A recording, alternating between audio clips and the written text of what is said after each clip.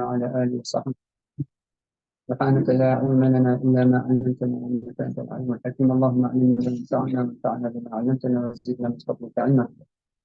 أنت علم وتعليم وتذكر والتذكير والنفع والانتفاع والإفادة والاستفادة والحث بالتمسك بكتاب الله وسنة رسوله صلى الله عليه وعلى آله وصحبه وسلم.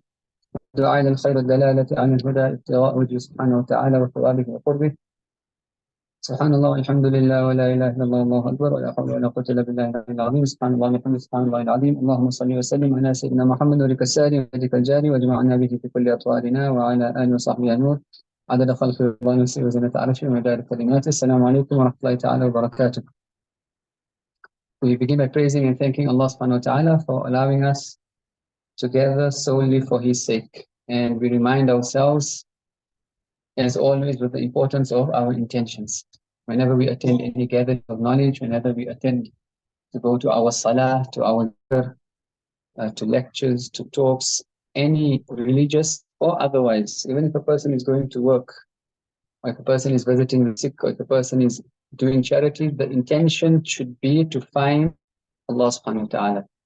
And according to the determination and according to the strength of one's conviction with which they come to any sort of actions for the sake of Allah subhanahu wa ta'ala, that is how they will find Allah subhanahu wa ta'ala. In the Hadith al-Qudsi, Allah subhanahu wa ta'ala says, I am as my servant thinks of me. And my servant continues to draw closer towards me. The meaning of the Hadith al-Qudsi was nothing more beloved to me than the obligatory actions that I have placed upon them.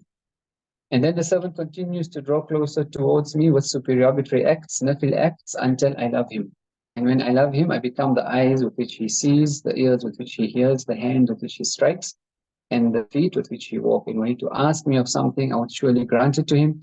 And were he to seek protection in me from anything, I would surely protect him. And so the Prophet ﷺ in this Hadith al-Qudsi is opening up a path, or he is widening our horizons as to the nature of the relationship that a servant has with Allah subhanahu wa ta'ala, and the potential that every believer has to have a relationship with Allah subhanahu wa ta'ala. If we think of the meanings of this hadith, where Allah subhanahu wa ta'ala in this hadith al-Qudsi, He says, I am the eyes with which He sees. Right? Meaning this person is now seeing, but his seeing is not as the seeing as ordinary people. Allah is his eyes, and Allah is his hands. And obviously there is no anthropomorphic meanings in here, but what is intended is that this person lives in a different form of relationship with Allah subhanahu wa ta'ala. What is also unique about this hadith is that the Prophet ﷺ says in this hadith al-Qudsi that Allah subhanahu wa ta'ala says, my servant, he does not, if my servant draws closer to me by a cubit, I will draw closer to him by an arm's length. And were he to draw closer to me by an arm's length, I would draw closer to him by a yard. And were he to come to me walking, I would come to him running. And so when we perform our salah, when we perform our tarawih, when we make our intentions to fast, we intend to come to Allah subhanahu wa ta'ala. And if we have in this, the depths of our heart, this determination that, Ya Allah, I am coming to you running, then will we not find Allah subhanahu wa ta'ala? And the whole purpose of all of our ibadah, our recitation of Quran, our dhikr, our salutations on the Prophet ﷺ, the lessons that we attend, the lectures, the interactions that we have with creation should all be in trying to find Allah subhanahu wa ta'ala. And if our intention is sincere, then we will most definitely find Allah subhanahu wa ta'ala. And so not a day should go by in any salah that we perform unless if we have found Allah subhanahu wa ta'ala in that salah. No recitation of Quran that we have done except that we have found Allah subhanahu wa ta'ala in that recitation of the Quran. Why? Is because we are doing it seeking His countenance. And the same hadith, or the hadith which the Prophet ﷺ explains the concept, on the day of Qiyamah, a person will come and they will call for accountability to Allah subhanahu wa ta'ala. And Allah subhanahu wa ta'ala will say, oh my servant so-and-so, I was hungry and you did not feed me. And I was naked and you did not clothe me. Right? And I was sick and you did not visit me. And the servant will be amazed and say, oh Allah, you are Allah the most great, the most high, the majestic, the honorable. How can you be sick and how can you be naked and how can you be hungry? And what will Allah subhanahu wa ta'ala's reply be? That my servant so-and-so was sick. And had you visited him, who knows the end of the hadith? Had you visited him, you would have found me with him. And my servant so-and-so was naked, and had you clothed him, you would have found me with him. and my servant so-and-so was hungry, and had you fed him, you would have found me with him. And so we don't only find Allah subhanahu wa ta'ala in pure acts of ibadah, in worship, but we find Allah subhanahu wa ta'ala in the intentions that we bring to our acts of worship. And so when we give charity, we're not giving charity to the poor person. We are giving charity to Allah subhanahu wa ta'ala. We are interacting with Allah subhanahu wa ta'ala. We are trying to find Allah subhanahu wa ta'ala. And likewise, if we have come to this gathering with the intention that we are trying to find Allah subhanahu wa ta'ala, then to that extent, to that determination, Allah subhanahu wa ta'ala will be present for each and every single person. The topic of discussion for today was building the Muslim home, or prophetic prescriptions for creating or making or turning or transforming our homes into spiritual havens. Again, at the onset and at the outset, we make this intention, each and every single one of us, that we make the intention to start transforming our homes into homes of spiritual havens, homes in which Allah subhanahu wa ta'ala gazes upon these homes, when the angels on high gaze upon these homes. The Prophet ﷺ, when our actions in these homes are raised to him, these are actions and these are homes, and the relationships in these homes are things that Allah subhanahu wa ta'ala and please the Prophet ﷺ. So when we talk of intention, the first thing we need to do when a person gets up in the morning is to make an intention to live the day in accordance with what will bring them closer to Allah subhanahu wa ta'ala. The Prophet ﷺ, he gave us prescriptions with how to live our life and how to go about our daily actions that we do in our life in very specific ways. So for example, the Prophet ﷺ taught us that when we enter the house, one needs to say dua, Allahumma inni as'aluka khayra al-mawlaji wa khayra al-makhraj. Bismillahi walajna wa bismillahi kharajna wa ala Allahi tawakkalna. That in the name of Allah we enter and in the name of Allah we leave. When the prophetic prescriptions in the hadith, where the Prophet ﷺ is teaching us that read this and read that and do this in a particular way and do that in a particular way, we always explain these prophetic prescriptions are only keys. They are not the end goal. And what does a key do? A key leads to something, right? A key leads to a door which opens up to something wider and something deeper. And the example that is given of a person who takes prophetic prescriptions and does not use them is like a son whose father buys him a car, buys him one of these, the latest models of cars, and he's extremely happy and elated, and he goes to his friends at school or at university, and he starts showing off with the key of the car. And he says, see, my father brought me the latest Ferrari. And everyone is amazed because he has this car, but the car remains parked in the garage. And the next day he comes and he hangs the key on his sleeve or on his pocket. And he wants everyone to know that his father has bought him this Ferrari. What will we think of such a person? And a day goes by, and 2 days go by, and 5 days go by, and 10 days go by, and a month, and he still hasn't gotten into that Ferrari and actually driven it, right? Well, in the beginning, we thought, mashallah, what a lucky person this is. But after a while, what will we think? What a fool this person is. And we start to pity him because he has the key, but he's not using the key. And likewise, we have all the prophetic prescriptions to lead a life of felicity, to lead a life of divine proximity to Allah subhanahu wa ta'ala, to live a life without any problems, without any anxiety, without any grief, right? But are we using those prophetic prescriptions which were given to us? And then, first and foremost, do we even know what those prophetic prescriptions are? When the Prophet ﷺ was sent, he was sent for our well-being, the well-being of our dini life, our dunya life, and the hereafter. And Allah Ta'ala says in the Quran, إن الذين آمنوا وعملوا الصالحات لنحيينه والذين آمنوا وعملوا الصالحات من ذكر وأنثى لنحيينه حياة طيبة. That whoever does good deeds of males and females, or any males and females who do good deeds, then we will give them a pure life to live. لنحيينه حياة طيبة. They will live a pure life.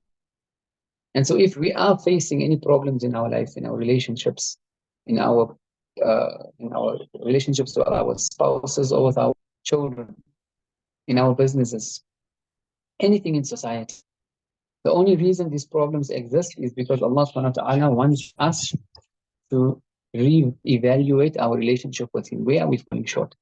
Many people complain Sometimes when they come to the Mashaykh and they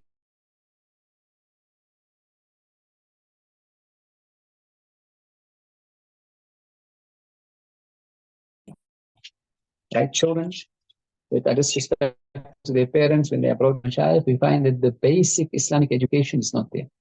And the question we need to ask ourselves is first and foremost, are we aware of these prophetic prescriptions? Because if we are able to practice the prophetic prescriptions, then this is only the beginning of the path. Because that child now, after 6 months, he decides one day to get into the Ferrari and start to drive it. And then he becomes amazed that, hey, this car can actually take me places that I never could go to before. And I can explore new lands and new areas which I couldn't explore before. And so he starts realizing that, hey, the sea actually has a purpose beyond what I initially thought. And then he continues to drive the car and he's benefiting from it. And this person is someone that now begins to do their prophetic prescription. They start reading their salah, but with a different paradigm. They start realizing that this actually, we are not supposed to be performing salah just for the sake of going up and down, or dhikr just for the sake of doing our time. But there ought to be a transformative effect that this ibadah, that this worship, that these interactions that we are having, there is a transformative a notion, or there is something happening to ourselves, to our soul, to our heart, to our minds. And this is that child that is now going along with this Ferrari. And then after, it might be a few months, after a year, perhaps longer, right, he realizes that, you know what, this Ferrari actually has GPS. But there's something strange about this GPS. It seems to be leading towards something. It's almost like a puzzle, right? And it sort of catches his eye in the beginning, but he's not sure. And then as the days go by, he realizes, hey, you know what, this is actually a puzzle, right? And he's trying to figure out the code in this GPS. And he realizes, hey, you know what, my father actually wants something different. The car wasn't for me just to go run around to the shops and do my day-to-day things. And he starts realizing that, you know what, I need to figure this out. And this is the likeness of when a person starts doing their ibadah and their worship with the correct paradigm, they start realizing the need for spiritual striving. They start realizing the need for the purification of their heart. That we should not be happy with our lives as they are. We should not be happy with our characters as they are. Because obviously, when we talk about the home, one of the big problems that exist, or that is a cause for problems in the home, is bad character. Bad character between husband and bad character between wife. Bad character between brothers and bad character between sisters. Bad character between siblings and their parents, right? And sometimes just the art of communication, and knowing how to say a good word, or knowing how to accept praise, or knowing when to praise someone, right? These can solve mountains of problems. And we'll speak of some examples of this. So the spiritual striving needs to be there. Being able to get rid of hatred and jealousy and malice and rancor in one's heart, right? These are the spiritual strivings. First and foremost, the knowledge that is required to learn what these spiritual diseases are, and then the knowledge required to combat them and to strive against them and to remove them from the heart. And then the knowledge of praiseworthy qualities which are required to be inculcated in the heart, and then how to attain. And so this child, after a good few months or a year, however long, however short, right? And everyone's spiritual striving is different. Allah allows people to reach certain spiritual heights in a short space of time. Others need a long period of time. When we dig a well, sometimes you hit water after 10 meters, after 15 meters, after 20 meters. Sometimes you need to dig a well that's much, much bigger.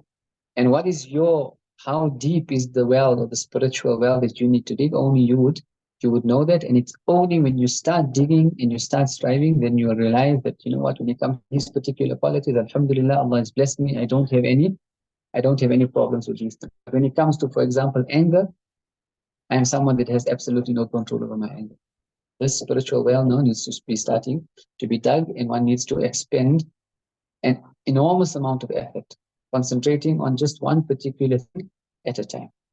So this child now, he finally figures out this map and the GPS, and it actually leads him onto a quest, a long, long trek through the country, and he's got to plan and, refill his tank at different stages. He gets stuck sometimes and needs to call for help. The AA has to come bail him out, bring some extra petrol for him. And finally, after many, many months or years, whoever knows how long, he finds that this trek or this path or this puzzle or the GPS leads him to a farmhouse. And when he goes into this farmhouse, he finds a letter from his father, right, which leads him. He digs into, he opens up a little basement. There is an immense, endless amount of treasure, of gold, right, and jewelry and wealth that would suffice him and 10 generations of his. Now imagine if this child discovered this treasure in the last year of his life when he was an 80-year-old man, right? Or if he was given the star when he was a child, when he was 15, 16, he just began to drive. Imagine the regret that he will have when he realizes this treasure now at the end of his life. And he wasted his entire life and he worked, right? And he toiled and he troubled to put food on his table. But the treasure was there for him all the time. If only he just used the key correctly, right? And perhaps even if he found it after 1 year, he would regret the 1 year that he wasted not having found it. What then of such people, right? When they pass away, only they will be told that, you know what, your father left you this treasure, right? And he didn't even know about it.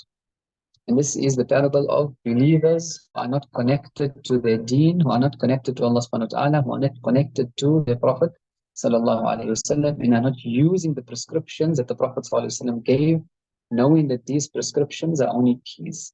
And they ought to lead to something greater.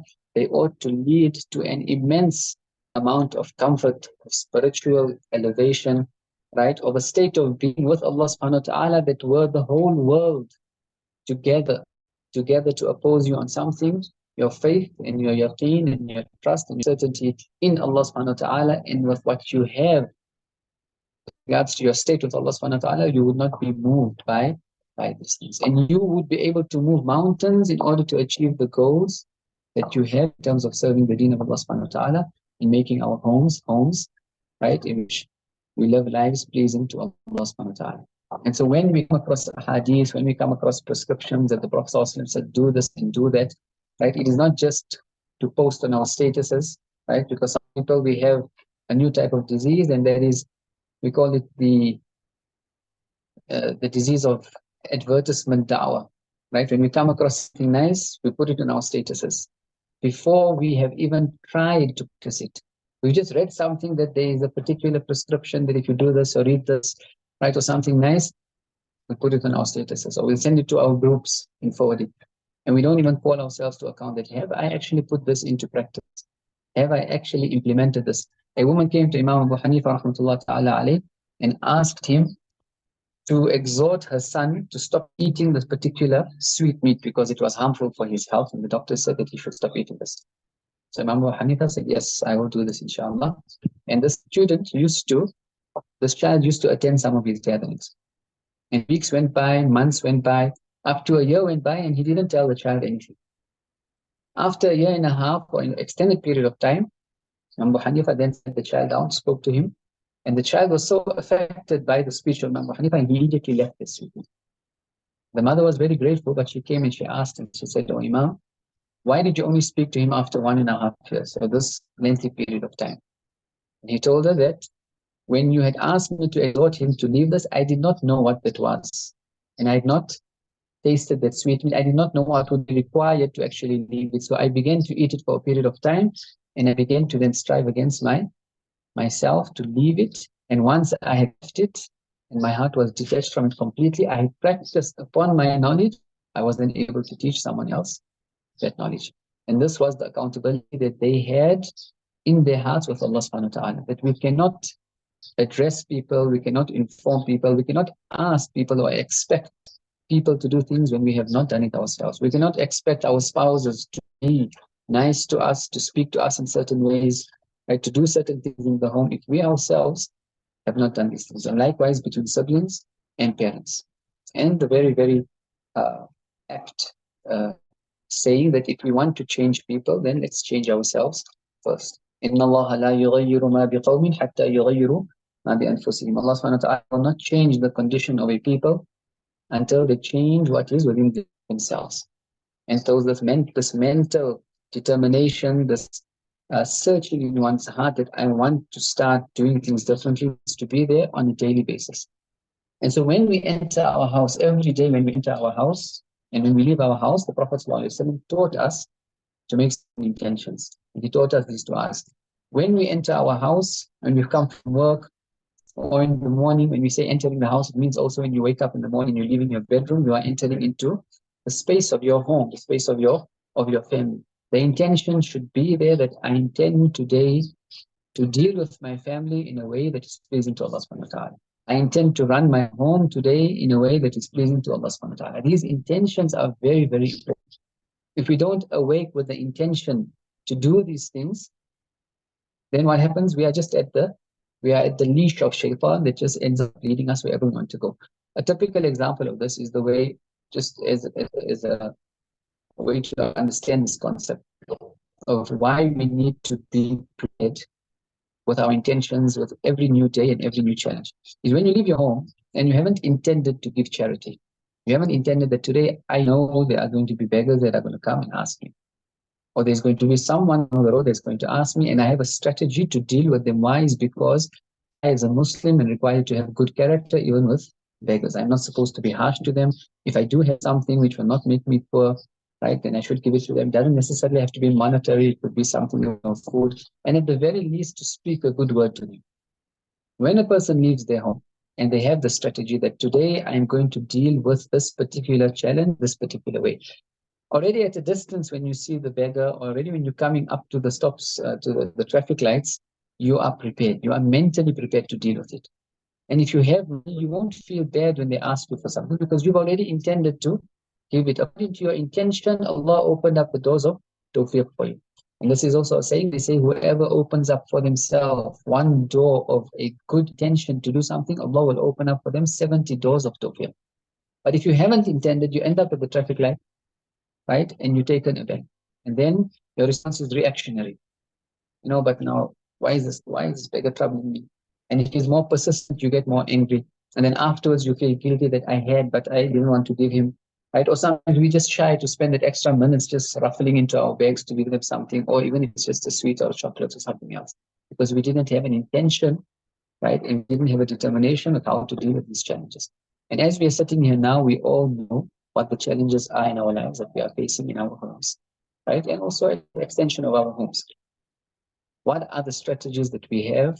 What are the intentions we have every day to deal with these things? And the first thing we need to realize is look for what does the solution, or what does the Quran, the prophetic sunnah, give us as a solution to these problems. And we make a firm determination to actually start implementing this, right? But when we implement it with the determination and with the intention, the results will be different. One is just to do things, go about doing it in a habitual way. Right? And this is someone, for example, who is reciting Quran, but their mind is thinking about iftar. There will be very little benefit from that act of worship. And so bringing presence of heart and presence of mind to the action that we are doing in our ibadah, not only in our ibadah, but in our interactions with people. Because our homes are made up of what? Our homes are made up of interpersonal communication between ourselves, between our spouses, and between ourselves and our parents, if they are living with us, or with our children. We know the issues and challenges that might exist, right? What are the prescriptions that the Quran gives us to deal with these challenges? Obviously, going through prophetic prescriptions with the Prophet gave for each and every single thing will take a large amount of time. We are just going to give inklings into some particular things, which will then form, and by analogy and by people then referring to the books of prophetic prescriptions when it comes to especially the books of Adhkar. Nawawi has a book called Adhkar, right? What he did was all the authentic books of hadith in which the Prophet ﷺ prescribed things as solutions to problems, he gathered it in one particular book. And this book was it had such a huge effect on the ummah that they would say, bi'addar washtari al-adhkar, that sell your house, but buy the book, the adhkar. Even if it means you have to sell your house because you can't afford it, but sell your house and buy the adhkar of Imam al-Nawawi. And so all the prophetic prescriptions are in this book. And obviously, there's only a small compilation. There are many, many other books. And how to become aware of these things, obviously, we will speak about this going forward. So the Prophet taught us how to enter the home. What is very important to realize is, as believers, we are constantly being attacked by Shaytan and his armies. Indeed, he sees you or he and his army sees you from a vantage point from where you cannot see them.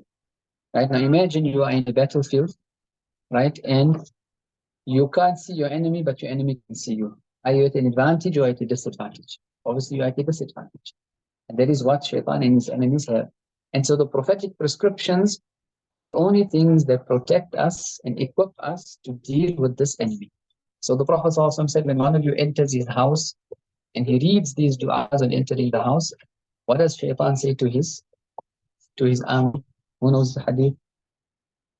Shaytan says to his army and to his minions that tonight you have no house to live in.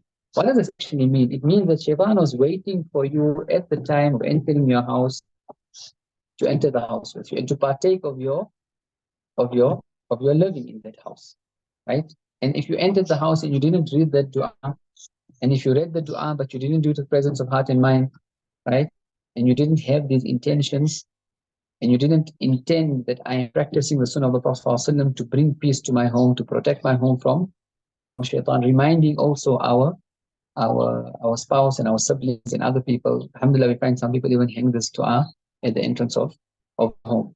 But then also it becomes habit, and you need to constantly ask the children, right? Sometimes in the homes of some of the people, while they're eating, and the father asks the son, did you read the dua when entering the home? And the son is like, no. So go step out of the house and step in again, and read your 2 rak'ats of salah before you enter the homes. Practice of some of the pious was when they enter the homes, they would read the dua and read 2 rak'ats of salah. This is what we can call, we have what's called tahiyatul masjid, the salah you read when you enter the masjid. You have a salah that you read when you enter your home, asking Allah subhanahu wa ta'ala to protect your home, to inspire our interactions. We know the problems that we have. We ask Allah subhanahu wa ta'ala to remove those problems. Children, those that might not be on salah, those that might not be doing things appropriate. The dua to Allah subhanahu wa ta'ala that now, Ya Allah, we have entered our homes, our trust is on you, that our house and our time in our house can become amicable and spiritual. So when you read this dua, then the Prophet says that Shaytan tells his minions that you have no place to sleep tonight. Again, when we are eating, the Prophet gave the du'as for eating. And if we don't eating, or when we read the dua for eating, what does Shaytan or Iblis say to his minions? That tonight you do not have any food. Meaning at the time of eating as well, Shaytan was there trying to attack you. And the hadith also goes, when you wear your clothes and you read the du'as on wearing the clothes, then Shaytan will tell his minions that you have no clothes to wear. The hadith goes further to say, even when you're putting oil on your hair, and you remember Allah subhanahu wa ta'ala, then Shaytan tells his people that your will have to be remained to Shaytan. Meaning each and every single thing that you are doing in your home, Shaytan is trying to partake of you with it. Now think of a home in which a person entered and they haven't read dua when entering the home, they haven't read the du'as when eating, they haven't read the du'as when sleeping. Are these Muslims living in these homes, or are these devils living in these homes? And will such a home be amicable, or will such a home be a home of chaos? To such an extent, the Prophet said that even when a husband and wife are in intimate relations, Shaytan is there at the same time. And therefore, dua to be read at the time of intimate relations is what is protecting from Shaytan. Meaning he is there at every single minute, right, in your home, trying to partake of you in every single thing that you do. Those are the actions that we are doing. Now let's look at the interactions that we have. When you need to respond to something that's happened in the home, when you get angry, Shaitan is there again to partake in your response to your spouse, or response to your children, response to your parents. And the Prophet taught us that when you are angry, if you are standing, sit down. If you are sitting down, lie down. Right? And if you are lying down, change your position. And anger is from the devil, and it is fire, so go take wudu. And if you take wudu or take a shower, these are prophetic prescriptions. How many of us actually practice on these prophetic prescriptions? We all get angry, but what are the strategies that we have to deal with anger, to deal with the way in which we communicate? And in this regard, we find as one of the biggest causes of chaos in homes is that the relationship between husband and wife is not one that is amicable, and the effects of that then rush up onto the children. Children cannot be brought up in a home, right, in a spiritual manner, in a manner of character, in akhlaq, and tama'nina and peace if they are constantly being exposed to a toxic relationship between their parents. And so therefore the etiquette of parents is that they do not expose their children to their own problems and to their arguments and to the different opinions that they might have. And it's natural that husband and wife will disagree on certain things, right? It's natural that human beings differ on certain things. But we do not want people to agree on the same thing all the time. But what is required is the etiquette of how we differ, right? And just to branch off a little bit, this is something which people might know or they might not know, but it's important to mention it. Usually in the past, people would be taught this. I'm not sure if they still teach it at high school level or at university level, right? Marriage obviously is another topic on its own, right? But marriage, many people come into marriages or into homes, right, without not knowing how to maneuver and how to about this life as a relationship with a different human being and how to bring children. As I say, children are born, but there's no manual, right? When you buy a new device or anything, you buy a new juicer or even earphones now, you buy them Bluetooth earphones, it comes with a manual how to use it, right? And if you use it correctly, right, then the effect of it is that the fruit is born. When you buy a car, you have a manual, right? Now, our marriages and our home sometimes is like someone bought a car, right? They haven't read the manual, so what do? They start pushing the car from behind, right?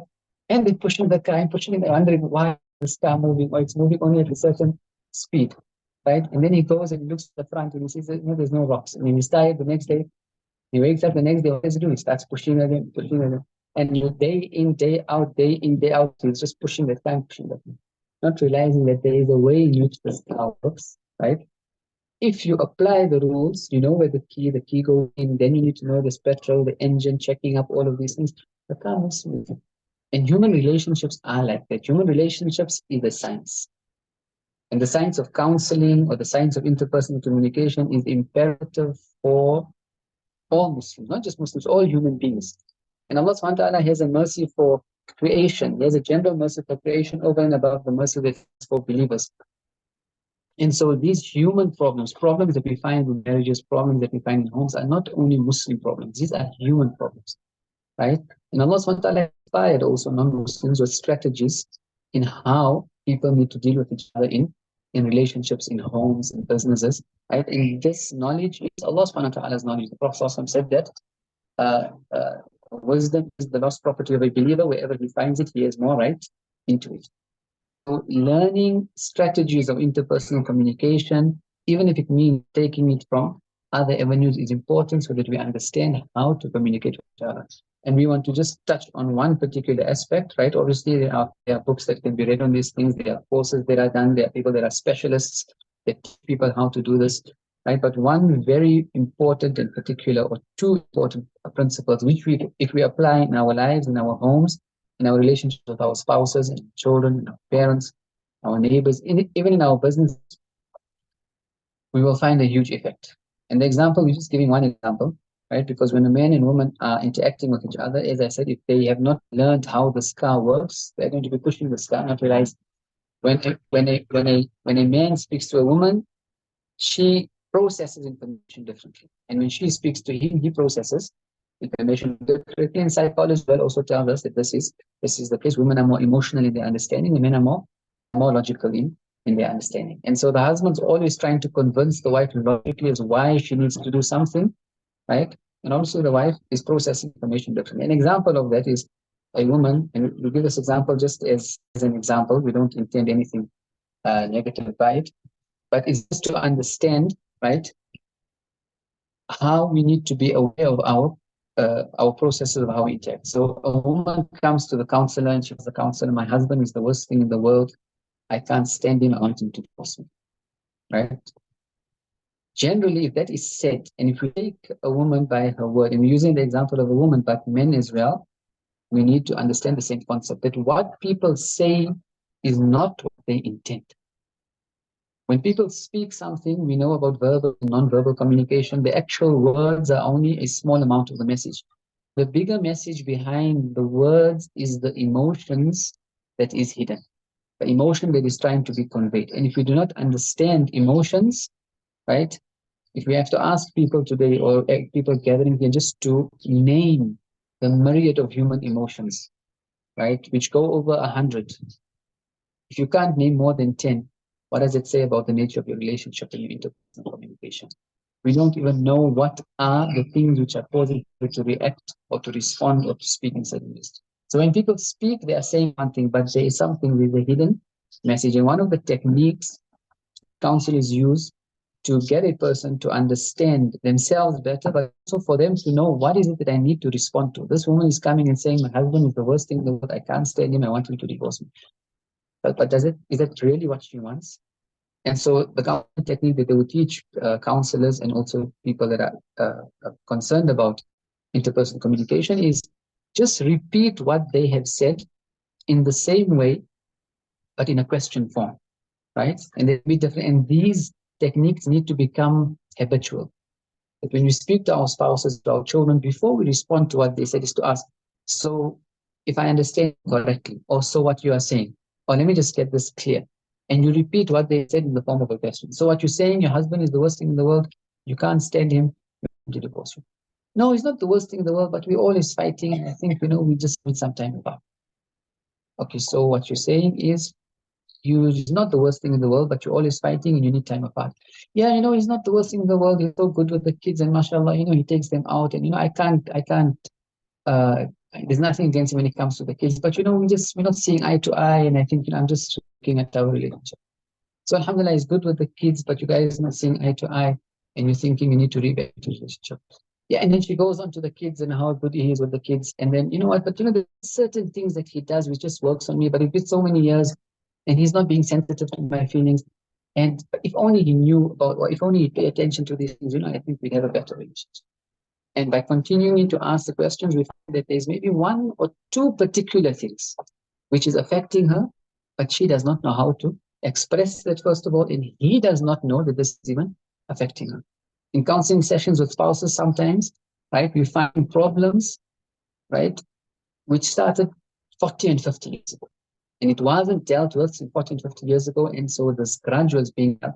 The woman herself or the husband, and it's not just with women. I'll give you an example of men as well, and brothers in business, right? They've been holding grudges because they never knew how to express themselves, right? And they forget about those things that hurt them, and their life has just become a response, hiding the problems. And so we are interacting with our spouses or with our children or with our parents, but there's still a huge problem which was a stone, but then it became a mountain. And we are not even aware of these things, right? And if we can adopt this approach in when we respond to our spouses, to our children, and don't respond until they reply. When you say, so what you're saying is this, that, and the other, they reply by saying, yes, this is what I mean. And when they say, this is what I mean, and you compare it to the first words that they said, it's the difference between chalk and cheese. Now, if you just respond with the word or the first thing that they said, you are responding to a fire, right? And obviously they are then going to respond to a fire, right? And our homes are fires. Whereas actually, what they actually meant was, it was a matchstick, right? Or it was a small flint. And so this science of interpersonal communication is something even the Quran teaches us about it. If we look at how the stories of the prophets, how the prophets spoke to their people, even the stories in the life of the Prophet ﷺ, how the Prophet ﷺ dealt with his own wives, with the Sahaba, right? We find that these concepts are in, and many times we find the Sahaba as well. You find Sayyidina, after the death of the Prophet ﷺ, I think it was Sayyidina Abu Bakr, one of the Sahaba, he comes and greets, I think it was Sayyidina Uthman, but I'm just forgetting the name, Sayyidina Umar. I think he comes and he greets Sayyidina Uthman, or he greets Sayyidina Abu Bakr, and he doesn't reply to him, right? And then he comes back and says, perhaps you were upset that I did not reply to you. He understood, right? And he is extrapolating because he understood that he might have been upset. And then he explained that it was because I didn't even know that you were there and that you had greeted me because of the grief of the news of the death of the Prophet ﷺ. But someone else came and told me that you had greeted me. The Prophet ﷺ, when he was standing with his wife, one of his wives outside the masjid, And two men walked by. When they saw the Prophet ﷺ standing with his wife, right, they hurried by.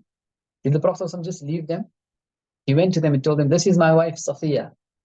He said, "O Prophet Allah, we would not have thought anything bad of you." What did he say? He said, "Shaytan runs in the veins of human beings like blood, and I feared lest he whisper something to you."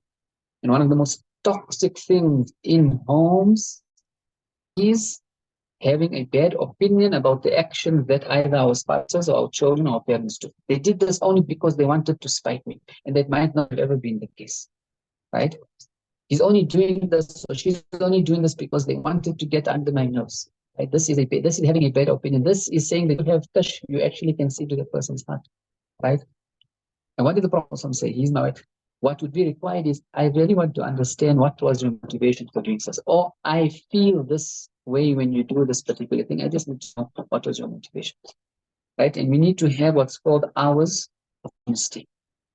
Hours of honesty in Arabic, it's Sa'at al-Safa, where we can sit as families and people can offload. In certain homes, we find also homes where people uh, are brought up with this understanding. And obviously, as families, we get on each other's nerves, right? There needs to be time for offload, in which, as a family, people can get together, right? And each member of the family can be given a chance to speak and just offload whatever is on their chest. The understanding there, obviously, there is a respect between children and parents. Their children and parents, our children would not usually speak certain things in the presence of their parents, but this is required in a very controlled setting. It can happen once a month, once a week, right? Where every child must be given an opportunity to speak. This one wore my socks, and this one took my, I don't know what.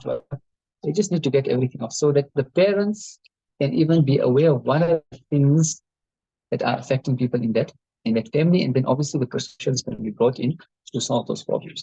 And when one person is speaking, no one is allowed to cut them off, and they can speak for as long as they want to. And obviously, these sessions need to be planned for me to know that there is no limit on these times, or there should be a relevant amount of time for people to come open. And this is only the beginning, because when you just start doing something like this as a family, and if we are not doing this already as a family, then we need to start implementing it. People will obviously be shy in the beginning, and no one's going to speak. Even between brothers and sisters, they will be shy to speak, right? Because as human beings, we are very fragile. We are afraid to expose ourselves to even our closest siblings, and even to our parents, and even to our children, right? And this needs to continue for every month and month and month, if not on a weekly basis. Only after many months or sometimes years will people start revealing or speaking about what is really affecting them. Just to give an example, there was a family once upon a time that were having a session like this. And the one brother is 12 years old and the other brother is 10 years old. And the time comes for the younger brother to speak, for 10 and 8.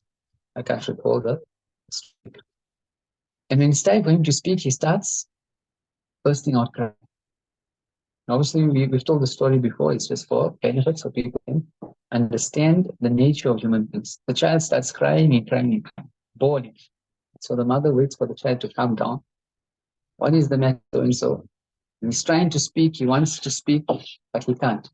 He's trying. He finally gets to, and it takes a long, long while, a good 15, 20 minutes for him to be able to. And they've been having these sessions for many, many months, right? And this child didn't say anything. That particular day, he broke down because he wanted to speak, but he didn't know how to express himself. But he was given the opportunity, he was given the place, the convenience of speaking and expressing himself. And so he said, "I don't like it when my elder brother so-and-so tickles me." And so everyone is amazed. Why is he saying that? And again, okay, so the mother, "But why don't you like it when he tickles you?" Again, he starts bawling and crying and crying and crying and can't express himself. And finally, after a lot of coaxing, and it's fine, and you can say it, and okay, child, says, "I don't like when he tickles me, because when he tickles me, he doesn't stop, and I feel I'm going to wet my face." Right? And when the elder brother heard this, he ended up crying. "Why didn't you tell me?" They have a game that they play. The elder brother makes himself like a lion, and he's chasing the little brother and catches him and tickles him, and the parents come in and they go along. Right? But this was traumatic for the younger brother, and he didn't know how to express it. Right? And how many of our siblings, how many, even within our relationships, how many of us are living with trauma, and we haven't learned how to actually express this to those people who are closest to us, to be able to deal with this, right? And so the environment in the home needs to be created where the safa, in spiritual terms, they say it, and they use this term of safa. Safa means internal clarity. It means you've got nothing in your heart. And this is also a prophetic prescription. The Prophet ﷺ told Sayyidina Anas that, oh, Anas, if you can go to bed in the evening without having in your heart anything against any human being, then do so, because that is my sunnah.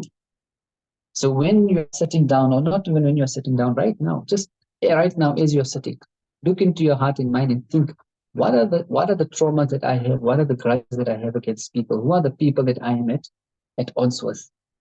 Right?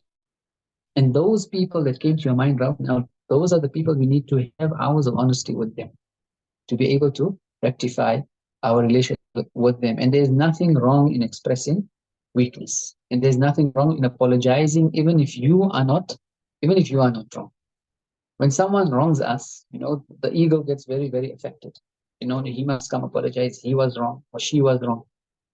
But if someone came and wronged you, right, and you went to them after, then you said, you know what, I'm sorry, I was very wrong, or I made a mistake. Immediately that person's response will be, God, no, no, no, no, no, I was the one that was wrong, right? And we need to learn how to extract the goodness in people, right? By not responding to our own egos, by not responding to our own lower selves, not responding to the whisperings of Shaytan. And this requires that in our homes, we have programs of mental reformation and spiritual reformation and emotional reformation. I've focused a lot on this area of emotional reformation because unfortunately this is something that hasn't gotten much attention in our educational circles, even in our Islamic circles, right? The spiritual reformation is required is that as a family, there has to be times of the day which as a family it is allocated for the worship of Allah subhanahu wa ta'ala. As Muslims, we have duties to recite the Quran on a daily basis. There's no excuse for any human being not to have daily Quran time. There's no excuse for any believer not to have any time to do the dhikr of Allah subhanahu wa ta'ala, and there's no excuse for any believer not to have time to send durood or salutations on the Prophet. Because we live in the age of social media, this has encroached into our private spaces, right? Where we don't even have the courage to put our phones down to say, you know what, I haven't read this amount of Quran today. What is required then is guardians or people who are in charge of households need to allocate times. And for example, in South Africa or in where we are, the lives we are living, where people are working on a daily basis, the best times to use is the time after Fajr to Ishraq and the time between Maghrib and Isha and after Isha. When Maghrib comes in, your day ends. The things which you do in the day, your work relationships, right, your interactions with people out there need to come to an end. At the time of Maghrib, it is now time. The sunnah of the Prophet at home was that he divided his time into three. Again, prophetic prescriptions. He divided his time between himself, between his family, and between his Lord. Right? When Maghrib time comes in, again, one of the problems of households is that we have brought the world's problems and our business problems and everything else into our households. Your time at night, at home, is for yourself, for your family, and for Allah subhanahu wa ta'ala. How do we divide this time so that we can give each of these three their haqq? The way we live our lives, particularly in this society, this time between Maghrib and Isha and the time between Fajr and Ishraq is a wasted time. We are sleeping at that time after Fajr, and it is not, again, preferable. The Prophet ﷺ had advised for his ummah not to sleep after Fajr, right? And the great reward that comes for a person who remains awake after Fajr till the time of Ishraq, and then he performs 2 or 4 rakats of Salah, the Prophet ﷺ said that the reward is like someone who has performed a complete Hajj and Umrah 3 times. And this is a mujahada, this is obviously it's a form of spiritual striving if we're not used to it. If you've had it, what it actually means is we need to time ourselves when we go to sleep. Because part of the spiritual striving in our homes, in the homes of the pious, was that they would, for example, in the city of Tarim, when a child was born, the mother would breastfeed the child and ensure that there was breastfeed that took place 1 hour before Fajr and keep the child awake till the time of Fajr. So that in the biological clock of this child, they realize that this is the time to be awake. When children are growing up, even if they're 3, 4, 5 years old, the time of tahajjud comes, they will just check the child. The child is half awake, but he can hear, he say, La ilaha illallah, say La ilaha illallah. The child says, La ilaha illallah, then he goes to sleep. He needs to know that this is the time in which your sleep needs to be broken. This time of tahajjud is the time in which the families of the pious are awake. The houses of the pious at the time of tahajjud in the past were houses when if you walked in the streets, you would hear people crying at these times, crying either reciting the Quran or crying dua or crying in the dhikr of Allah subhanahu wa ta'ala, crying out of love and yearning for Allah subhanahu wa ta'ala, or crying out of repentance for their sins, or crying for the ummah. Many of our and the people of Allah subhanahu wa ta'ala, they lament the fact that tears have left the homes of left the homes of the Muslims. And they ask, when was the last time that a tear was shed in this Muslim home or that Muslim home for the sake of Allah subhanahu wa ta'ala? Because it's the tears that is the washing of the soul, which rectifies relationships, which rectifies one's state with Allah subhanahu wa ta'ala. And so this time between tahajjud as a family, what strategy do we have to ensure that the entire family are awake at the time of tahajjud? We don't want people to wake up at 2 o'clock in the morning. If you are not reading tahajjud, then the least that is required is that you wake up with enough time to take wudu, use the bathroom, take wudu, and read 2 rak'ats of salah. We could say 15 minutes. If a person is not regular on tahajjud, the least that is required is to wake up 15 to 20 minutes before the fajr adhan. And it's important to also know that sometimes our masajid might be given adhan at a later time that the time of fajr actually comes in. Then the time between fajr and ishraq. Right? These are times which generally our homes are free. There's no disturbances. We're not involved with people. And we need to start using these times effectively. And we'll give some suggestions as to how these times can be used. So the time before Fajr. The time before Fajr generally is your personal time. Unless someone is used to or they want to use the collective as a form of motivation, then they can do collective ibadah before Fajr. The time after Fajr generally is extremely powerful for the recitation of the Quran. In the Quran al-Fajr, kana mashhuda. Allah subhanahu wa ta'ala speaks about the recitation of the Quran. So our daily juz, if you're fluent in the recitation of the Quran, and you're not a hafiz, then in today's times we even tell the hafiz, unfortunately, but the minimum that we need to do is read 1 juz daily. And the best time to read the juz is after Fajr. If you delay it after Fajr, you're never going to find time during the day unless you're someone who has great determination and great resolve. Because once the day starts, to be able to find that time, either at lunchtime or even in the evenings, is going to be very, very difficult. So if you're not someone who is regular in reciting the Quran before Fajr, then the time after Fajr is the best time to recite your 1 juz of Quran. And 1 juz takes about 20 minutes to half an hour, means you still have time after that to then do some dhikr of Allah subhanahu wa ta'ala. And then obviously there are prescriptions of dhikr, which everyone probably knows about, or we need another session to speak specifically about what types of adhkar should be done on a daily basis. The minimum amount of adhkar which should be done on a daily basis is the istighfar, right? Astaghfirullah at least 100 times. La ilaha illallah 100 times. Obviously, this is for people who are not doing anything. 100 times the name of Allah, right? And preferably to do the name of Allah by prolonging the alif. Allah 100 times, and then 100 salutations on the Prophet. The person does not have any adhkar that they're doing, and this is the bare minimum that needs to be done. And if they are regular in doing this for 20, 30, 40 days, then they can add to 100 and start doing 200. And then they can add to 100, but don't add to 100 if you've not been regular, because Shaytan, sometimes one of his plots and plans against spiritual aspirants, he gives you a lot of himma in the beginning that you've never read Quran, you've never done dhikr, suddenly you feel I want to start doing dhikr. He says, do a house, read 5 juz. And so you read the first day, second day, by the end of the week, you are finished. Now you start to rest again. Now you don't do anything at all. But the most beloved actions, again, prophetic prescription, the most beloved actions to Allah subhanahu wa ta'ala are those actions that are done regularly and constantly, even if they are asma. So start with 100 and then gradually build up. If you haven't been regular, for example, a week went by, you only read 1 or 2 days, stick to 100. Only when you reach 40 days without having missed a single day.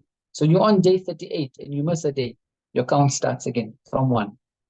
Right? When you reach 40 days, you can now add to that 100 and start making your istighfar 200. Don't make everything 200. So you're doing 100 istighfar, 100 la ilaha illallah, 100 Allah, 100 salutation of the Prophet ﷺ, that's your challenge for the next 40 days. You regular on all of that, add 100 more istighfar. Now you're going to do 200 la ilaha illallah, 200 istighfar, 100 la ilaha illallah, 100 Allah, 100 salutations of the Prophet. You regular on that for 40 days, you can now add another 100 la ilaha illallah. And what's the reason we're doing it in this particular way is because we want to worship Allah in a way in which we will be able to be constant on this until the day we die. Right? Not just for this particular time that we are in. And you don't know, now you might have time. A week from now, 2 weeks from now, you might not have time to do 1,000. So don't do 1,000 if you know you cannot maintain it. But 100 is the bare minimum. And people might be wondering, can we do all of this? This is what is known as the wirdul aam, right? It is the prophetic prescriptions. If we look into the hadith of the Prophet ﷺ, the hadith, the Prophet spoke about saying istighfar 100 times, saying la ilaha illallah, right? Salutations upon the Prophet ﷺ as well. Other prophetic prescriptions is subhanallah, alhamdulillah, wa la ilaha illallah, Allahu akbar, wa la hawla wa la quwwata illa billahi al-azim, 100 times daily. And also 100 times in the morning, la ilaha illallah wahdahu la sharika lah, lahul mulku wa lahul hamdu, yuhyi wa yumeet, wa ala kulli shay'in qadir. Other prophetic prescriptions, obviously, hasbunallahu wa ni'mal wakeel. There are many. We want people to focus on the main four, right? And again, as we said, prophetic prescriptions are keys. When we start practicing them, then Allah will start speaking to your heart as to what to increase, right? And what further du'as to make. And Allah subhanahu wa ta'ala, when a person is sincere, He will guide their actions and movements. You will come across the talk that you need to hear, which will have the answer for the problem that you are seeking. You will come across the book that you need to read to find the next adhkar that you need to be doing.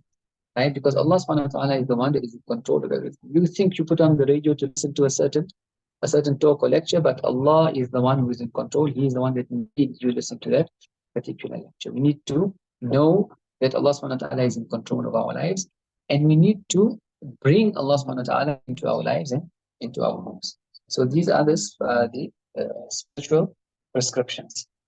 This can be done in the time between Fajr and the time between Ishraq.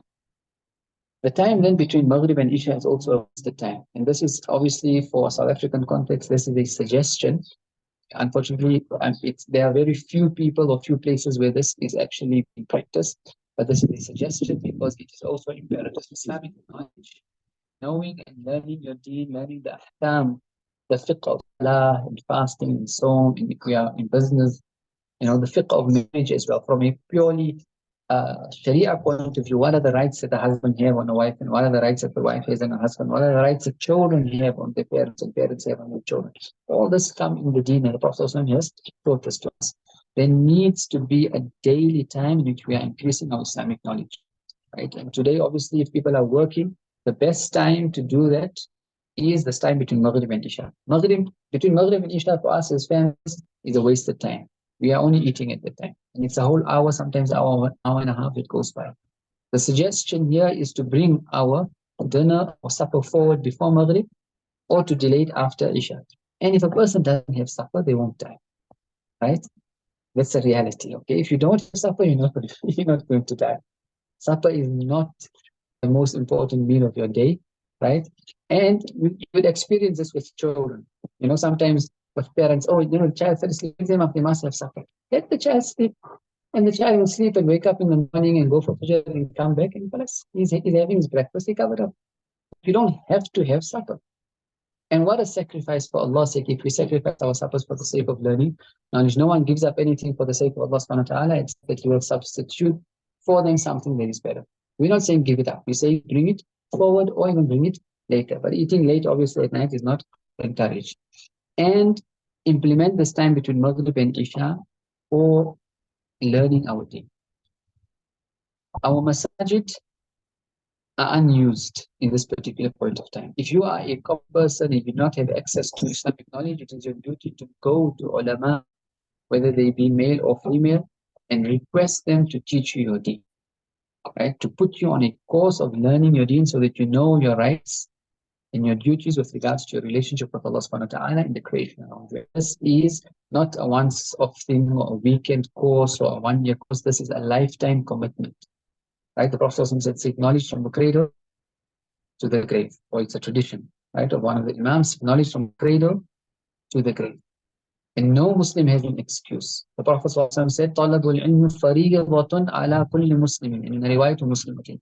Seeking knowledge is an obligation on each and every single Muslim male and female. Right? And today also we have online courses. You can hook up with a course online, it's fine.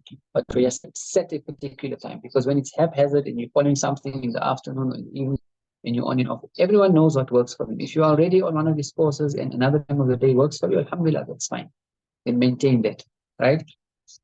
Why we are suggesting this time between Maghrib and Isha is just because of experience. For example, in the Arab world, right, we have found that just by paying attention to these times between Fajr and Ishraq and the times between Maghrib and Isha, using the morning for Quran and Dhikr, and using the evenings for Islamic education, they are wholesome human beings that are developed. People that realize and understand their relationship with Allah subhanahu wa ta'ala, and you see that their families and their societies are actually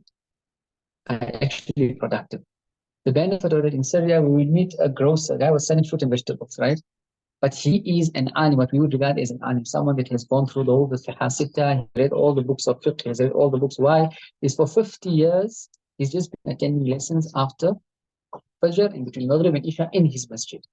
In the Arab world and in Tarim, these are times where if you're not in the masjid, you feel out of place, because all the men are in the masjid learning those lessons, all the women are in the women's institutes or in their home, right, doing the lessons with their female asatida, right?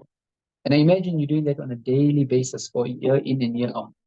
Meaning, if an alim course takes you 6 years to do, fine. We don't want to become ulama so that people can call us ulama. We want to learn our deen so that in the eyes of Allah subhanahu wa ta'ala, we are knowledgeable about our deen.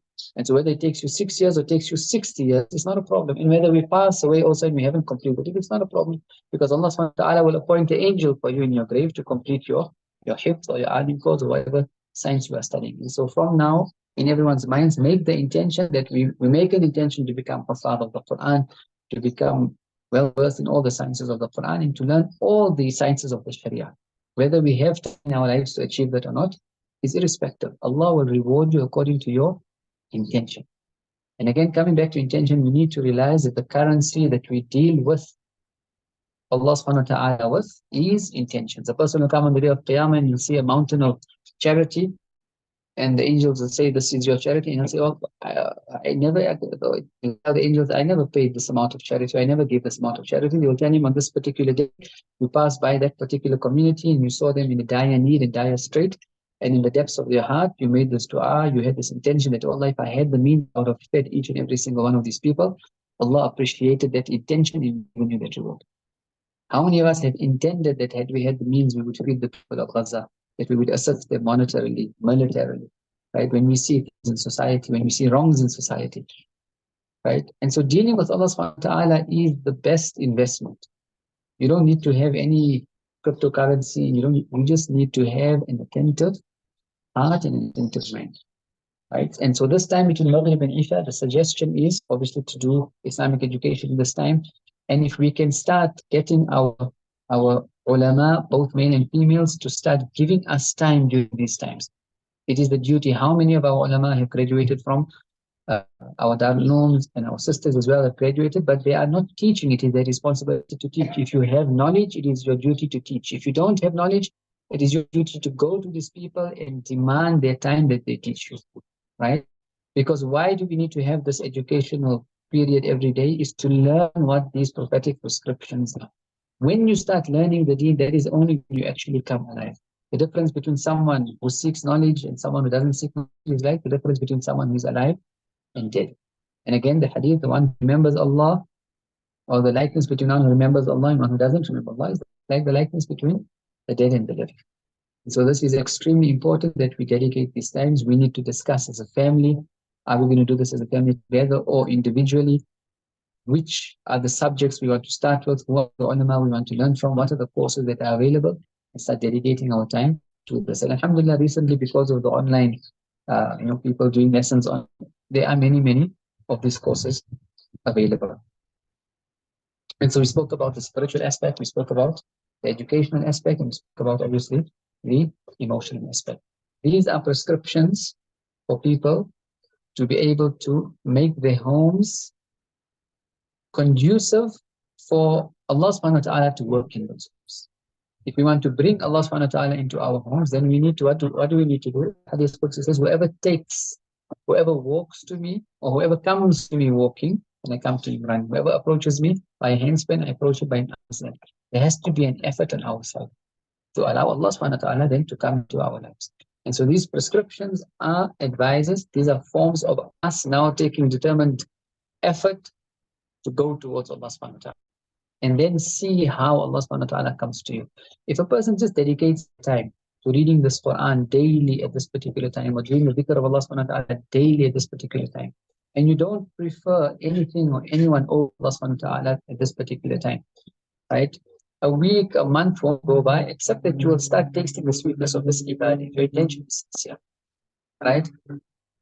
And the effect of this is that if there is a time where you are not able to be in that ibadah, in that worship at that particular time, but the spiritual inertia of it will be such that you might be in a hospital bed, you might be sick, you might be traveling, right? But you will feel that Allah has even come to you at that particular time because that was your habit to come to Allah at that particular time, right? It should be that before we even go to our salah, we can already feel Allah subhanahu wa ta'ala coming to us. Because what did Allah say? If you come to me walking, I come to you. And meaning when you already go and are making wudu to read your salah, you should already feel Allah subhanahu wa ta'ala coming to you. Because your intention was, Ya Allah, making wudu to come to you. Because I'm going to enter into communion with you in your salah. It's just a simple paradigm shift in the way in which we relate to Allah subhanahu wa ta'ala. And if we are able to bring this into our daily actions, we can see transformation. Finally, when we spoke of problems in families, right, and obviously, like we said, their relationships, how does one start the path to solving these problems? How does a parent speak to their children? How does a parent apologize to the children for things that the parents might have done wrong? How does a child open up to their siblings or to their parents, right, for things that they might have done wrong, for wrongs that might have been existing for years and years and years, right? That we are not only shy to even bring it up or speak about it, that we think that by not even mentioning it, it has been forgotten. But it's almost like, the big elephant in the room syndrome. The technique that is suggested is what we can call it a form of spiritual counseling through dua, right? And this is what is required also as a family. That if we are gathering as a family, so we spoke of this time obviously after Fajr for Quran and dhikr. This can be done individually and it can also be done as a collective. One of the ways in which the Quran is revised in the Arab world as well, and it is extremely beneficial for a family to do Quran this way. And the suggestion is to all of our ibadah and our dhikr, our Quran recitation, and even our education as a family together. That we agree to have specific times that we as a family do it. Why? Is when we commit as a family, then everyone is committed. But as individuals, one person, it's not going, they can be reading Quran and the phone rings or the message comes and they leave the Quran for the next half an hour. But if you come as a family, obviously then people are committed. So one of the ways in which Quran is read as a family is that, for example, our one juz, and it actually is easier on the mind because you're not actually reading the entire juz. You can be 3 or 4 in a family. You read one page or one, what we call one ruku, right? And then the next person, you sit in a circle. The father can start or the mother can start, and she reads one page, and then the next one reads one page, and the next one reads one page. The benefit of that is you get the reward for reciting, but you also get the reward for listening to the Quran, and it is a sunnah. It is a prophetic prescription for people to listen to the Quran. The Prophet ﷺ used to request the Sahaba recite the Quran, and he would perform ibadah of listening to the Quran. And so when you're reading one juz as a family as well, you're able also to correct each other's tajweed. You are able also to see how fluent your family is in the recitation of the Quran. And it's also a great way of creating mahabbah, creating love between the family. People gather to remember Allah subhanahu wa ta'ala, to worship Him, to celebrate His praises, except that the angels envelope them and mercy descends on them. Right? And the angels form a circle around them going up to the heavens. And Allah subhanahu wa ta'ala mentions them in a gathering greater than their gathering. And to create love in the family, do ibadah together, do ibadah collectively. Read your Quran collectively, do your dhikr collectively. Right? Spiritual counseling through dua in the evenings, right? Preferably after this education session. It's generally best done after a dhikr session. right? After Isha as well, after Isha is not time to check your messages and check your phones and go back. After Isha, the sunnah of the Prophet ﷺ after Isha is to go to sleep. Prophet ﷺ disliked that a person would speak about worldly affairs after the Isha Salah. This was the practice of the Ummah for centuries. And if you go to the Muslim world, and also there are certain areas, for example, in Yemen, if you come after Isha, you walk in the community, it is like you are walking in a dead man's land. You won't hear a sound. People have read Isha and they're going to sleep. In the past, obviously, when there was no electricity, when the sun set, your day came to an end.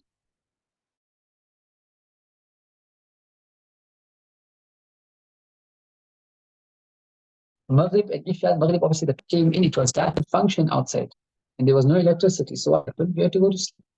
And if you sleep at Isha time, which is currently 8 o'clock, and you sleep a good 5 hours, you're up at what time? Up at 1 o'clock in the morning. That is how awliya were created, right? Because from 1 o'clock they were then in the ibadah of Allah subhanahu wa ta'ala until the time of Fajr.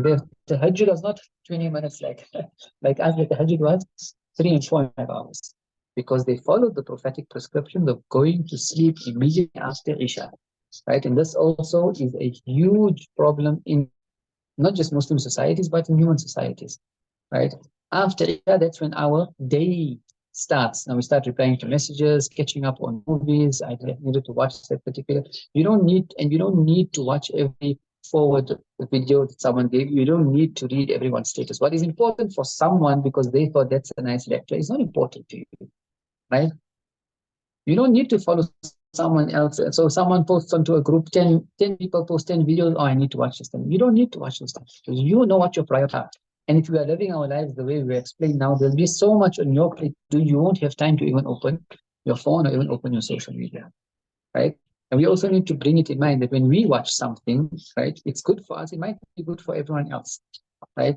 And we're actually polluting people's time spaces when we impose upon them a video to watch something else, unless obviously the group that you're in, there's an understanding, it's a family group, people know, and you understand the mindset, people know that it's there. And there's nothing wrong, obviously, if a person has the intention for da'wah, that perhaps someone might benefit from this, perhaps this might be a solution to someone's problem. But know that you're not obliged to follow everything that is being bombarded onto your screen. Right? Know where your priorities are. What is my relationship to Allah subhanahu wa ta'ala? What is required with regards to my relationship with Allah subhanahu wa ta'ala? And that is what I give priority to. So after Isha, what is the sunnah is for a person to go to sleep. Right? In Yemen, as a teacher, the lesson he would teach, obviously, the educational lesson would take place between Maghrib and Isha. So it used to be in his home because he was elderly, right? So the students would come after they all read Maghrib Salah in the masjid, they'd come to his home, right? He'd have the lesson, and he might pull the lesson also a little longer, but as long as you're involved in ibadah, then the time also is beneficially spent. And then as soon as he finishes the lesson, one of the students would give iqamah, right? He would then lead the students in salah. And as soon as he says, Assalamu alaikum wa rahmatullah, Assalamu alaikum wa rahmatullah, he finishes the adhkar, the dua, puts his head down and sleeps. And for the students to come and greet and ask questions, whatever, he's impressing upon them that put your head down and put your head down and sleep. When the students have left, whether he then gets up and finishes his sunnah or he does other forms of ibadah or something else, but he was teaching that this is the sunnah, to go to sleep immediately after Isha Salah. One of the other prophetic prescriptions, which is very, very important, is the du'as on going to sleep and the du'as on waking up. The Prophet ﷺ said that when you go to sleep and he wakes up in the morning, Shaytan has tied 3 knots behind his neck. And when he wakes up and he remembers Allah subhanahu wa ta'ala, 1 knot becomes untied. When he then takes wudu, another knot becomes untied. And when he performs 2 rak'ats of salah, another knot becomes untied. And if a person does this, they then awake in a state of in Arabic it's called nashat, a state of activeness. He's refreshed. He's on his toes, right? And if he does not do this, he will remain in a state of lethargy for the rest of the day. And again, we need to ask ourselves, our homes, our lives, are the work we're doing in a state of action, right? Or in a state of lethargy? Just because we're not following these prophetic prescriptions, right? The Prophet said a person who does not wake up at the time of Fajr, it is as if Shaytan has urinated in his ear. Some of the fuqaha would say it's obligatory for a person who does not get up right at the time of Fajr to go wash his ears. Some fuqahas of some traditions say before Fajr, meaning he missed Fajr. Some say if he doesn't hear the Fajr Adhan, meaning he got up even 5 or 10 minutes after the Fajr Adhan, but this is regarded as someone who's negligent. Because someone who is sincere in his relationship with Allah is up before Fajr, right? So one of the greatest practices that the pious would teach their children was the dua when waking up. When you wake up, remember Allah subhanahu wa ta'ala. The sunnah is to rub one's eyes, use the miswak, or to brush your teeth, go to the bathroom, right? When you wake up, rub the eyes, and the Prophet would read the verses, إِنَّ فِي خَلْقِ السَّمَاوَاتِ, the last verses of Surah Ali Imran, إِنَّ فِي خَلْقِ السَّمَاوَاتِ وَالْأَرْضِ وَاخْتِلَافِ اللَّيْلِ وَالنَّهَارِ لَآيَاتٍ لِأُولِي الْأَلْبَابِ. Right? And the books of Adhkar, we realize that the dua when waking up is almost like a wird. It takes at least 2 to 3 minutes. Meaning your waking up is not something, oh, you wake up and just go. You have to wake up and be conscious of what you are reading. You have to wake up being conscious of the dua you are making to Allah subhanahu wa ta'ala for that particular day. Asbahna wa asbaha al-mulku lillah. Right? We have arisen and the dominion belongs to Allah subhanahu wa ta'ala. Allahumma nas'aluka khayra hadha al-yawm. Allah asks you for the goodness of this day. Wa khayra ma fi, and the goodness that contains. Right? And the good that lies before and the good that lies after. Imagine now the difference in this person's life when you wake up, right? And now when you do this, you're not just living or bringing quality and wholesomeness to your life, you are actually getting closer to the Prophet ﷺ. Because this obviously is his sunnah. So these are du'as on waking up. If we need to get du'as printed out on a laminated card, you put it at the side of your bed, on the side of where children are sleeping as well. When they wake up, they should be reading this du'as. In today's times, it's even easier. Have the recording, have the alarm clock when you wake up, reading the du'as and waking up, and these du'as which come in the prophetic prescriptions, right? So that we can now awake and we are nasha, we are nashir, as the Prophet describes. And that 2 rakats of salah is not your 2 sunnahs of fajr. It is a special 2 rakats of salah. Even they would say it's not even the 2 rakats which you are reading for tahajjud. It is the 2 quick rakats just to unravel that last final knot of Shaytan. Then the du'as of going to sleep. One of the sunnahs of going to sleep, the Prophet ﷺ described to the Sahaba, and again, how you sleep will be the state in which you will be raised up on the day of Qiyamah. Because generally the state that you sleep in will be the state that you will die in, and the state that you die will be the state that you will be raised up on the day of Qiyamah. So how do you want to be raised up on the day of Qiyamah? That should be the last thing you do before you sleep. And the Prophet told the Sahaba, when you sleep, he didn't just teach them the du'as, he said, take the wudu you make as if you are going to read salah, right? And then go sleep. And if you've taken wudu and you read 2 rakats before you sleep as well, then it is an added benefit. 2 rakats before you sleep, and 2 rakats then when you wake up. Your sleep then becomes holy sleep. You want dreams? Practice this. Right? People that are complaining that they don't have good dreams or they have nightmares is because they're not practicing the sunnah of going to sleep and waking up. So reading the 2 rakats of salah before you sleep, obviously making dua, and those duas obviously can start becoming an upload to Allah subhanahu wa ta'ala with regards to what happened to your day, right? With spiritual counseling, upload to Allah subhanahu wa ta'ala, right? And this would be also prescriptions for sleeping and waking up, especially to teach the children. When you spoke about spiritual counseling to dua, one of the final prescriptions which we are going to talk about before wrapping up the session, inshallah, is as a family, if, for example, a mother and her daughters or children have read the Isha Salah, or they are going to bed, like they have taken wudu, and they want to read even 2 rakats of Salah in Jama'ah, if they are Shafis, it's fine, individually also it's fine, is then to make a collective dua. Collective dua in the sense where everyone will sit together, but each one must be given a chance to make dua on their own. So the father or the mother will start making dua, and everyone else listens, and the dua must be in a loud voice, right? And the father or the mother will speak and make whatever comes to the heart and mind, you make that dua. And then each one was given a chance. Initially, if you start trying to implement this, everyone is going to be very shy. Why? Why are people shy to speak to Allah subhanahu wa ta'ala? Why? Because you don't do it alone. Obviously, because when are you shy to speak to someone? In your normal life, when are you shy to speak to someone? When you don't know him, you don't know them. We are shy to speak to Allah subhanahu wa ta'ala because we are not acquainted with him. You do not know. And what's the best way to get to know someone? Is to spend more time with them and speak to them, right? So individually, obviously, we all should be making our our own dua and speaking to Allah subhanahu wa ta'ala. But as a family, what is unique about this is also it's a way people to get things off their chest. Initially, it needs to be done, and this should be done preferably on a daily basis, right? Where father makes dua, mother can make dua for her guidance and this and that and whatever, right? But we need to start speaking then to our families through dua. Oh Allah, I want my son to know, I want my daughter to know that I love them. Oh Allah, I want my daughter to know that I am sorry about what happened today. It wasn't my intention, such and such a thing. Oh Allah, I want my father to know that it wasn't my intention to do this particular thing. We start expressing ourselves, we make expression of love, and we apologize, and we communicate to our family members through Allah subhanahu wa ta'ala. We are now bringing Allah subhanahu wa ta'ala into this relationship, right? And this adds an element of sacredness to our relationships, because you cannot lie to someone and you are bringing Allah subhanahu wa ta'ala as your witness.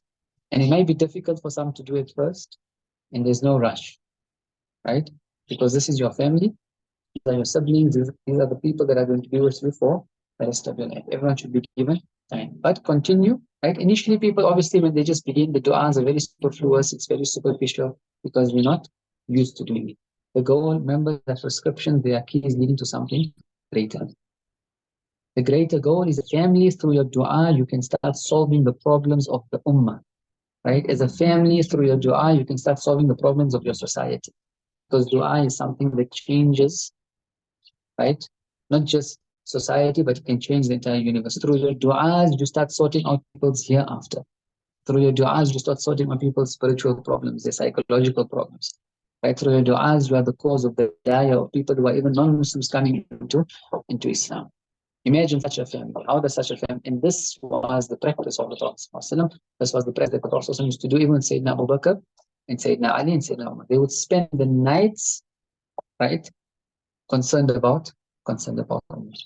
These are some points, inshallah, which we hope Allah subhanahu wa ta'ala gives benefit for, first and foremost, myself to put practice, and all that are here and all that are listening, and that we can even convey this to other people. We ask Allah subhanahu wa ta'ala to forgive us, to overlook our faults, to forgive our sins, and to allow us to be determined in wanting to rectify our relationships with Him, in our relationships with those who are near and dear to us, and allow us to make our homes areas of spirituality in which, when our deeds are raised to Allah subhanahu wa ta'ala and to the Prophet and to the angels, that these are homes which sparkle in the sky, just like how the stars sparkle when we look up to them. We were hoping to have some time for questions, but time is up. So those that do want to ask questions are free to ask if they want to spend a little extra time, and those that want to leave are free to leave as well. فآخر دعوانا الحمد لله رب العالمين سبحانك اللهم وبحمدك أشهد أن لا إله إلا أنت أستغفرك وأتوب إليك أعوذ بالله من الشيطان الرجيم بسم الله الرحمن الرحيم والعصر إن الإنسان لفي خسر إلا الذين آمنوا وعملوا الصالحات وتواصوا بالحق وتواصوا بالصبر بسم الله الرحمن الرحيم والعصر إن الإنسان لفي خسر الذين آمنوا وعملوا الصالحات وتواصوا بالحق وتواصوا بالصبر بسم الله الرحمن الرحيم والعصر إن الإنسان لفي خسر إلا الذين آمنوا وعملوا الصالحات وتواصوا بالحق وتواصوا بالصبر.